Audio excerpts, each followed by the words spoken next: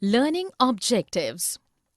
After completing this module, learners will be able to discuss the uses of iron-made tools took the abrupt change in agriculture, discuss the efforts were made to develop the irrigation in the field of cultivation, explain the social lives in villages and the origination of towns and cities, underline various components of ancient history like old scriptures, sculptures and travelers' notes, describe the crafts and artisans' lives and spread of trade and commerce. Iron tools and agriculture. The use of iron started in the subcontinent around 3000 years ago. We found a large collection of iron tools and weapons in the megalithic burials. Before 2500 years, we could see the increase in uses of various iron tools. They included sickles, tong, different types of axes, and plowshare. Agriculture as a profession. Flourishing kingdoms understood that they would not survive without support of villages, which would help provide taxes and tributes to the kings. Thus, the rulers helped to build the irrigation system in the villages. Many of canals, wells, tanks and artificial lakes were created at that time. Irrigation processes ascertained the crop production throughout the year and it increased the production as well. Villages and rural lives. From Sangam literature as created 2300 years ago, we came to know about the villages of southern India. Vellalar were the large landowners and the head of the villages. Ordinary plowmen were Uzavar and the slaves were called Adimai. In the villages of northern India, the head of the villages were called Grama Bhojaka. They were like the local king of the villages as he held major portion of cultivation land of the villages and many slaves to work on the fields. The rulers of the kingdom sometimes were dependent for collection of the taxes upon them. Grihapatis did have less amount of lands and the Dasa Karmakara were the landless labourers. Blacksmiths, potters, carpenters and weavers also lived in the villages. Historical resources and their varieties.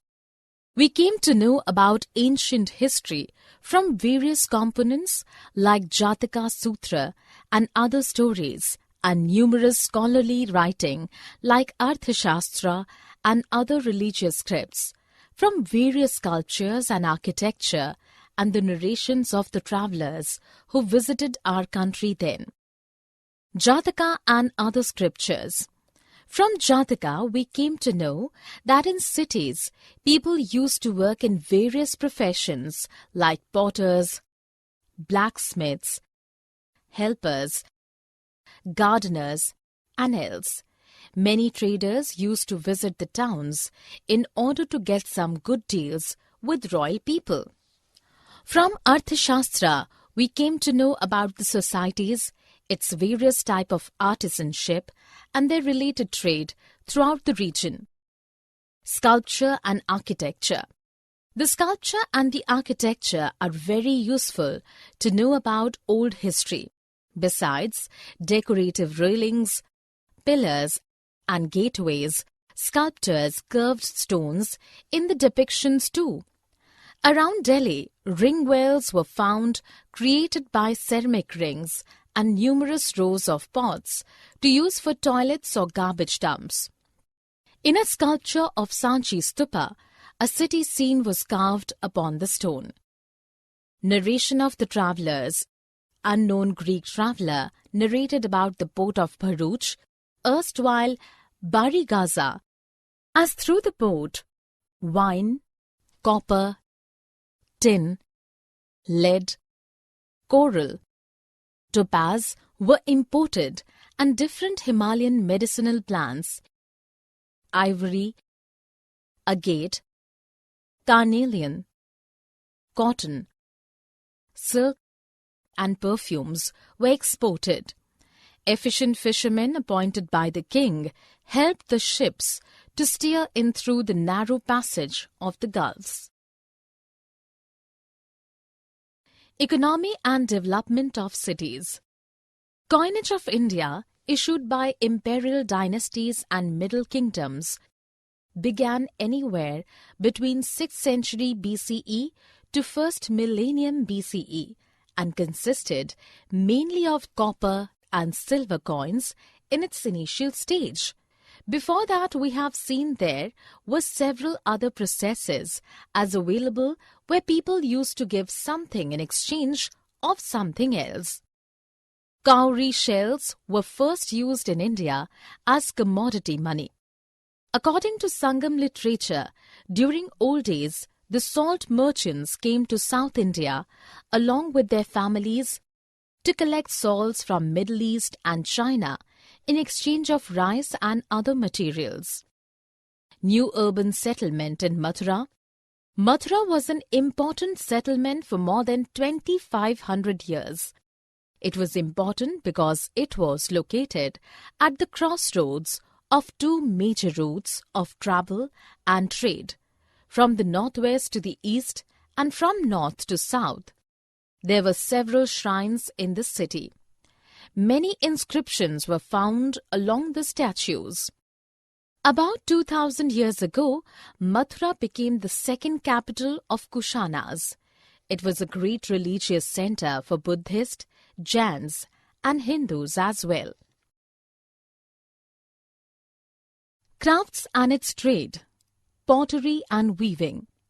From several archaeological evidence, we came to know about extremely fine potteries, which are called northern black polished ware. This black soil was predominantly found in the northern part of the subcontinent, and they had a fine glaze. From several ancient texts and scriptures, we came to know that cloth weaving was very important craft in those days. Varanasi in north and Madurai in south were two important centers for these crafts.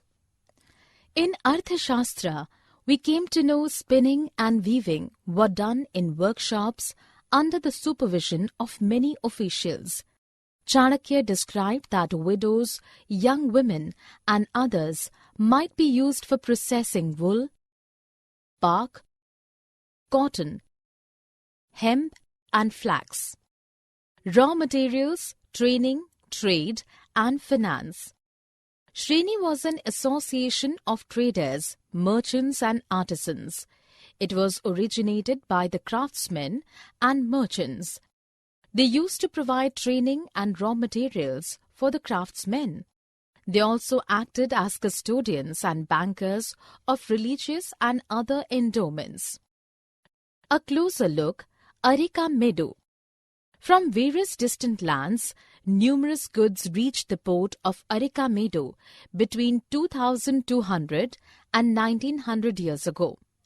A massive warehouse to store the unloaded goods in the port was found. The pottery crafts were very much flourished, and the amphorae and the aretine ware pots were found during excavation. Summary. Let us summarize what we have learned. Uses of iron tools and the advent of irrigational measure brought a great change in the field of cultivation. The emperors and other rulers established various ways for tax collections. In northern and southern India, the village lives were quite same. Many cities and towns were developed with many other professions like blacksmiths, potters, carpenters, architects, artisans, etc. The officials and other merchants formed a rule of unified system by constructing different shreni or organizations.